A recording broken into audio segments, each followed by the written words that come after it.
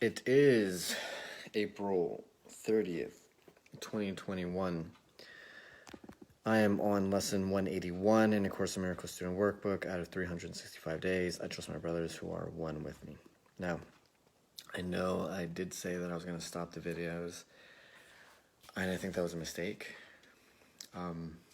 Just because I was thinking more about myself rather than the people that need the information.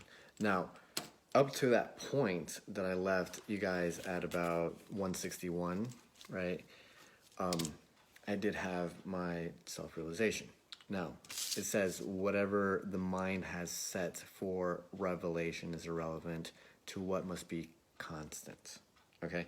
So what I learned, what happened was that this is what it mentions. Like, it's in the following excerpts from lessons 161 to 170. Your ancient fear came, caught up, right? And now I have to become the living proof, right? Because there are other things outside of just the inner engineering that we have to do that still trigger some parts of our psyche in terms of our minds, right? So become a healer of mind, right, is what I have chosen to become as I become one of the saviors of the world, right? This destiny lies, my destiny lies there, and it doesn't lie anywhere else. So, like, my full purpose has been realized, okay? So we look at the hierarchy, right? Environment, action and behaviors, skills, capabilities, values and beliefs, identity, and then something self-transcendent from self-actualization to self-transcendence. So this purpose is worthy of me. Okay, it's not that I'm worthy of the purpose, it's that the purpose is worthy of me. So the purpose has chosen me to follow through. So what I had learned after I had that self-realization, because it just was so divine, was that without the world, right, without some form of people giving me feedback or affirmations or some form of approval, right, I become an outcast, homeless and afraid, right, forgetting where I came from, where I go, and who I really am. So what happened was that I was falling into like old patterns, and it wasn't that like I was losing myself. It was just that like I was just kind of indulging in a way, right? I was just kind of saying, all right, so this is what happens. I'm still present, right? Because presence is the consistent thing, right? The thought of God is not absent ever, even if you are an atheist or agnostic. Like, that, the contrast of no God, it's still in your mind. So like God is still in there. So what we're doing is like turning these blind eyes and going to the eyes of Christ. Why? Because life is like truth, right? It's only one, and basically the opposite of life is sleeping. So what happens is that we get lulled by the world, right? There's so many things going on. Again, you can think about this as like a terror dome, right? This is where we come to kind of realize who we are so we can just move on, right? It's a moment in time, right? That's why it's called the present in time. It's a moment in time and space that allows us to be at one with everything, okay? So we can move. Because what happened was that there was this God particle that came from the fourth dimension and came down to the third dimension, and it was unstable. So that's why everything is so perfectly imperfect, or wait, yes, perfectly imperfect, because like that's the only way that it could actually become self-realized, if that makes sense. Okay, so when we're looking at that, what makes the world real is the denial of truth. Okay, so what was happening was that, you know, I guess me realizing who I was like good enough, right? It was a denial of the truth that, okay, this purpose is worthy of me, and I have to be a healer of mind, which means that I have to abide by the obligation that I'm, you know, like if I have a kid and I have a wife, I have to abide, like there is no days off, right? Like I have to make sure that there's money, there's food, there's shelter, these physiological needs, right? Now I'm growing with the world, because now with the ability, because when we're looking at today's lesson, I trust my brothers who are one with me, we're scared because we didn't know that we can get lost again, right? We didn't know that we can fall back into our same patterns, because we didn't know that that was possible, right? But again, our paradigms fluctuate up, they spiral up, and they spiral down. That's why they created spiral dynamics, something that Nelson Mandela used to end apartheid. So when we are looking at things, we're now seeing that all we see will increase our joy, right? Because we're looking at the things with the eyes of Christ, right? Everything worthy of our love receives our love. So now we're starting to understand that it doesn't matter what religion, what practice, like it's all about raising the energy within ourselves. Okay, that's why we're working with chakras, because they tell us about ourselves, right? We're talking about the ability to stay connected to source, right? We're talking about vision. We're talking about truth. We're talking about love. We're talking about power, self-esteem. We're talking about creation. We're talking about the ability to, seduce the world and create and enjoy the pleasure of life, and then also being rooted within this animal, right? We apparently chose this. Maybe we did, maybe we didn't, from our last life, and this is the one that's going to help us become self-realized.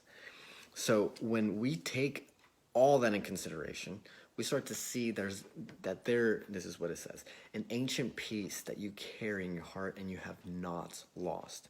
So this ancient call needs an ancient answer, right? So when I realized that, and in that moment of self-realization, it was crazy, because like what I was thinking was like, all right, now I have to treat everything as if it were, chop wood, carry water, right? Before enlightenment, chop wood, carry water. After enlightenment, chop wood, carry water. But you don't know that you can fall back in these lulls, right? You're talking about higher being, higher self, and lower self, right? It's a division, right? So the pendulum swing on the lower half, that's the cause and effect. And then we're looking at the ebb and flow, right? So when we're present, we basically allow ourselves to have the space when all the stimulus has come in, so we can respond properly. That's what allows us to be present. And we have to learn to be present with not just that, but with the outside world, but with our bodies, our physical bodies, and then our inner bodies, okay? And that allows us to use the laws of the mirror, right? Because now we're being more forgiving, right? We're seeing everything with this idea of innocence. And that's what allows us to actually see, okay, as I see the world, so am I. And that's what creates the exponential growth. Like the more you're self-realized, not self-realized, but self-aware that everything is a reflection of you're gonna, trust me, I know. I went through that. It's all about that reflection, and everything that, constricts, you have to be able to be okay, how did I create this, right? So you're taking full responsibility over your life. And you have to understand that peace within yourself is always underlying. Why? Because the thought of God is never absent. It's always present. And present time is the only time, right? It's the only time to actually realize truth. Okay, that's the only time that these, oh my God, Satori, that's what Satori is a moment of presence. That's what Eckhart Tolle says. And once we are now allowing ourselves to be present and allow ourselves to let go of our minds, our hearts, and then the outside world, you would say our hara, right? The lust, the want, the desire, all that, the need to smoke, to drink. Once we start letting go of these small habits, right? We don't have to fucking do it all at once, but small little things, right? Being annoyed when you're driving, being annoyed waking up, being annoyed when someone said, these small things, as you start letting them go, now you become full within yourself, because you're starting to see things within light. That's really where it comes down to. So, as we're now moving in the world of grace, right, we're now in unity with truth, right? We're now one with life, and now we are one with source.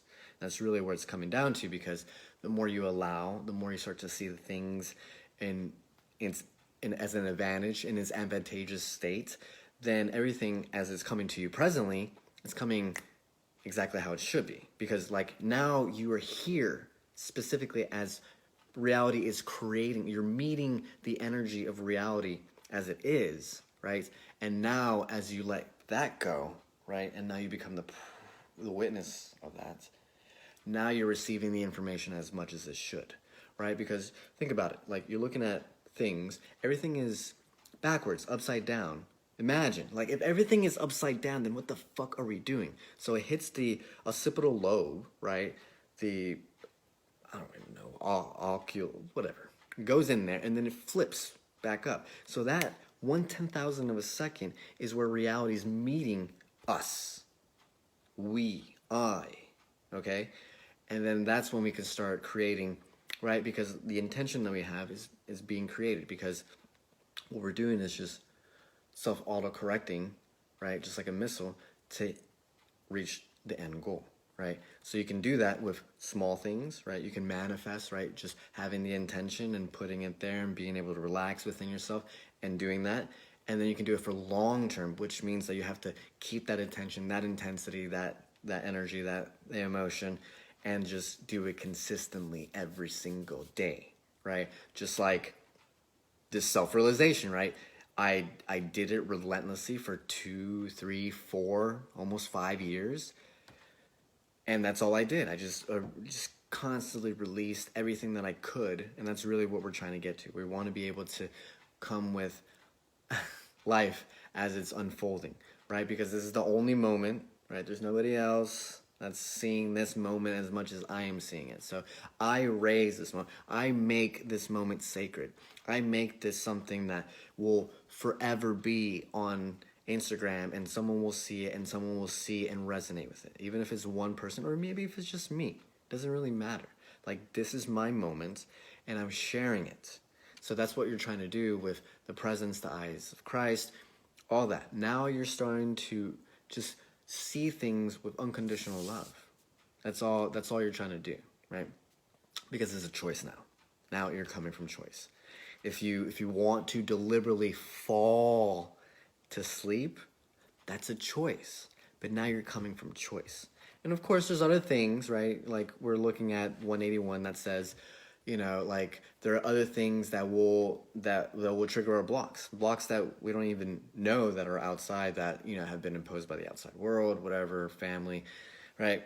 And that's what allows us to see, okay, all right, like there's still some work that I need to do. That's perfectly fine, but I have a really good foundation, right?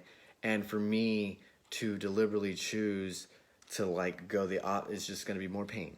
It's going to be painful. I'm going to, you know, my energy is not going to manifest correctly. It's just not going to be a good time. Because all it's going to say is, like, as much as you want to go away from the path, you're going to come back to the path, man. As simple as that. So the more deliberately and consciously you go into it, like, it's just like anything. You train, right? You train in the flow. The more you cut the learning curve, because you're learning in flow. Not just getting in the flow, but learning from flow. So you just like cut the learning curve in half and half and half and half and half. So you'll get to self-realization whenever your mind says this is the moment that it's going to happen. And it's only because the decision has already been made, because again, it comes on its own accord, right? Because again, now we're one with life. Life is telling us this is where we must go. It's telling us, right? It's not what we ask life, right? We learn this. It's what life is asking us. This is how I'm bringing joy and love in this world, so someone can see that, right? I do that. So, yeah. So moving forward, you know, whatever. I'll try to do like 2-minute videos. It's going to be a little bit more frustrating because there's just so much information. But nonetheless, that's the most important thing that you guys have to really, really learn. No matter how far, no one's above the process. No one's above the process. So, love you guys. I'm out and about. Let's talk about. Peace.